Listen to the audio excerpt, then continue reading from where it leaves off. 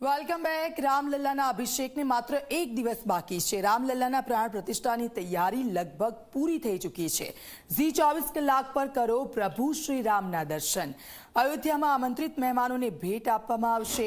7,000થી વધુ આમંત્રિત મહેમાનોને એક કીટ આપવામાં આવશે।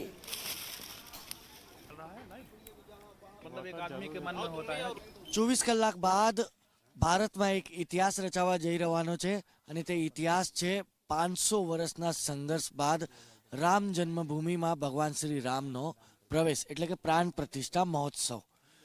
તે માટે તમામ તૈયારીઓ પૂરી થઈ ચૂકી છે। 7,000થી વધુ આમંત્રિત મહેમાનો અયોધ્યામાં આવવાના શરૂ થઈ ચૂક્યા છે। તે આમંત્રિત મહેમાનોને સનાતન સેવા ન્યાસ તરફથી પણ એક ભેટ જે છે તે આપવામાં આવશે। તે ભેટ શું છે તે અમે તમને બતાવીશું।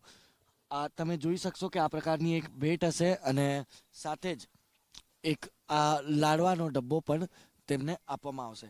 આપણી સાથે સનાતન સેવા ન્યાસના અધ્યક્ષ છે શ્રી ઓમ મિશ્રા, જે પોતે સુરતથી જ આવે છે। એમના માટે તો ગર્વની વાત હશે કે ગુજરાત એ રામ જન્મભૂમિને અયોધ્યાને ઘણી બધી ભેટ આપી। સૌપ્રથમ મારા જી 24 કલાકના દરેક દર્શક મિત્રોને હું પ્રણામ કરું છું અને 22 જાન્યુઆરીએ અયોધ્યામાં રામ જન્મભૂમિ સ્થાન પર યોજાનાર પ્રાણ પ્રતિષ્ઠા સમારોહની સૌને શુભકામનાઓ પાઠવું છું।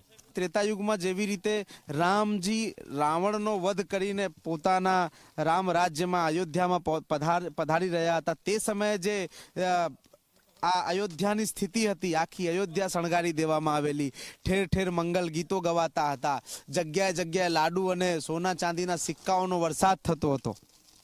એ સમય ફરી પાછો મને લાગે છે કે આવી રહ્યું છે। દરેક જગ્યાએ તમે જોવો અત્યારે તો રામમય વાતાવરણ આખું બની ગયું છે। એ અમારા સનાતન સેવા ન્યાસના માર્ગદર્શક મંડળો એટલે કે દેશના મોટા મોટા સાધુ સંતો, મહામંડલેશ્વર મહંતજી, જગતગુરુઓના નિર્દેશન પ્રમાણે બનાવવામાં આવી રહ્યું છે। આમાં એક શ્રી તિલક છે, જે અમારા વૈષ્ણવ સમાજમાં સૌથી વધુ પવિત્ર અને પૂજનીય ગણવામાં આવે છે।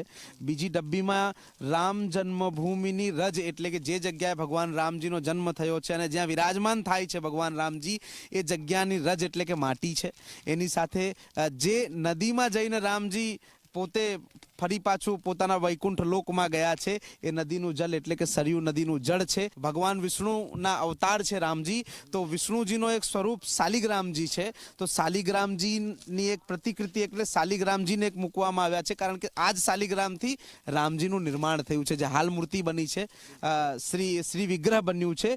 એની સાથે શાલિગ્રામજીની ધર્મપત્ની તુલસી, એમનો પણ અહીંયા સમાવેશ કરવામાં આવ્યું છે અને તુલસીની ઉપર સીતા અને રામ લખેલું છે। એની સાથે સાથે આ સ્મૃતિને આપ આજીવન સંગ્રહી શકો એના માટે એક ચાંદીનો સિક્કો તૈયાર કરવામાં આવ્યો છે, જેની અંદર પ્રાણ પ્રતિષ્ઠા મહોત્સવ 22 જનવરી 2024 શ્રી રામ જન્મભૂમિ અયોધ્યા લખેલું છે।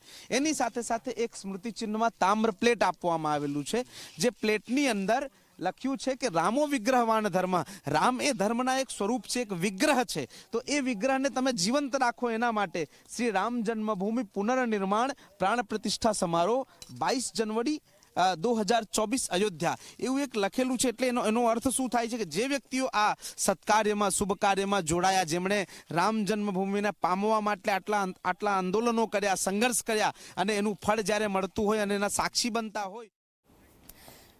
તો આ સાથે અયોધ્યાના ખૂણે ખૂણાની ખબર આપના સુધી પહોંચાડતા રહીશું। આપ જોડાયેલા રહો।